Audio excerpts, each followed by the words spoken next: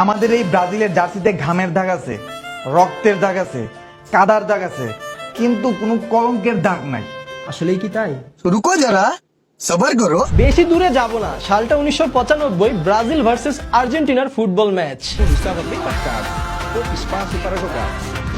চমৎকার একটি ক্রসে গোল দেন ব্রাজিলের তুলিও মার্ভেলিয়া। বাট এই জায়গায় ব্রাজিলিয়ান প্লেয়ারটা বলটা রিসিভ করছে কিভাবে?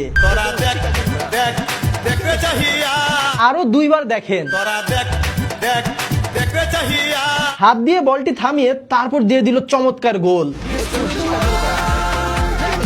গোল হওয়ার সাথে সাথেই কিন্তু আর্জেন্টিনার প্লেয়াররা তেড়ে যায় রেফারির দিকে হ্যান্ডবলের নোটিশ দেওয়ার জন্য, কিন্তু রেফারি হ্যান্ডবলে কোনো পাত্তা না দিয়ে উল্টা আরো সাফাই গেল যে ব্রাজিলিয়ান প্লেয়ার তার বুকের মাধ্যমে বলটা রিসিভ করছে।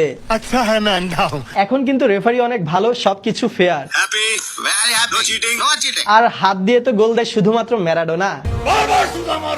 যাই হোক, এই গোলটির কারণে সেই 1995 সালের ম্যাচটিতে ব্রাজিল জিতে যায়, কারণ ব্রাজিলের জার্সিতে কোনো কলঙ্কের দাগ নাই। হ্যান্ডবলের মাধ্যমে গোল দেওয়ার ইতিহাস আরো অনেক আছে, সেই মান্দাতা আমলে যাইতে হবে না। 2010 সালের কথা, ব্রাজিল বনাম আইভরি কোস্টের ম্যাচ। বলটা স্পষ্ট হ্যান্ডবল হয়, কিন্তু রেফারি কোনো প্রকার বাঁশি দিল না, খেলাও থামলো না, ব্রাজিলের প্লেয়ার গোল দিয়ে দিল। That's got to be handball. That's got to be handball. Ivory কোস্টের প্লেয়াররা হ্যান্ডবলের আপিল করলো, কিন্তু রেফারি হাসতে হাসতে চলে গেল, কারণ রেফারি একদমই ভালো আর একদমই fair. Happy very happy no cheating no cheating এবার আসি ব্রাজিলের 2002 সালের বিশ্বকাপ জয়ের আমল নামায়। নকআউট স্টেজের খেলা, ব্রাজিল বনাম বেলজিয়াম, স্কোর কিন্তু 0-0। এমন সময় একটি ক্রস থেকে চমৎকার একটি হেডে গোল দিয়েছিল বেলজিয়ামের প্লেয়ার, কিন্তু সাথে সাথেই রেফারি এই গোলটি বাতিল করে দেয়, কারণ রেফারির কথা হচ্ছে বেলজিয়ামের প্লেয়ারটা হেড দেওয়ার সময় ব্রাজিলিয়ান প্লেয়ার সাথে তার ধাক্কা লাগে। জাস্ট ফাউলের নমুনাটা দেখেন, মাথায় নষ্ট মামা।